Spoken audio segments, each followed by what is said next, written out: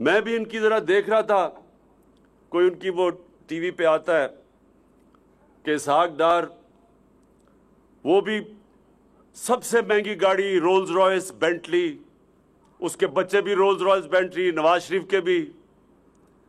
ایسے لگتا ہے کہ یہ پیدا ہی برطانیہ کے بڑے بڑے محلوں میں ہوئے تھے، یہ گوال منڈی میں نہیں پیدا ہوئے تھے.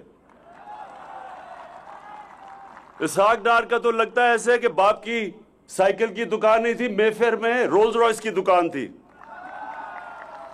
کدھر سے یہ پیسہ آیا؟ کدھر سے آیا پیسہ؟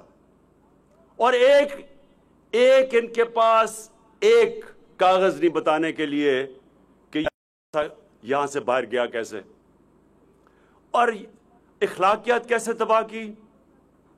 یہ ہمیں بتانا چاہتے ہیں یہ بری چیز ہی نہیں ہے، سب کرتے ہیں. تو آخر میں یہ جو سینٹ کا الیکشن ہو رہا ہے، یہ آپ تماشا دیکھ رہے ہیں کیا ہو رہا ہے. منڈی لگی ہوئی ہے سیاستدانوں کو خریدنے کے لیے، سینیٹر بننے کے لیے قیمتیں لگی ہوئی ہیں.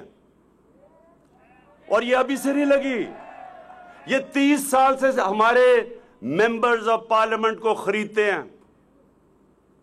سب نہیں بکتے لیکن کئی بکتے ہیں، اور یہ 30 سال سے ہو رہا ہے اور پتہ بھی سب کو ہے. اور ہم کہہ رہے ہیں کہ جناب یہ آپ ممبر آف پارلیمنٹ جو ایک پارٹی کے ٹکٹ پہ ووٹ لے کے آتا ہے، وہ بتائے کہ کسے ووٹ دے رہا ہے، کس کو وہ سینیٹر کا ووٹ دے رہا ہے. یہ ساری جماعتیں جمع ہو کے کہہ رہی ہیں کہ نہیں خفیہ ووٹ دو.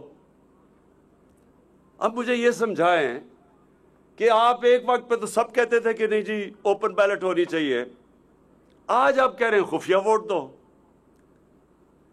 کیا یہ تبدیلی کدھر سے آئی ہے؟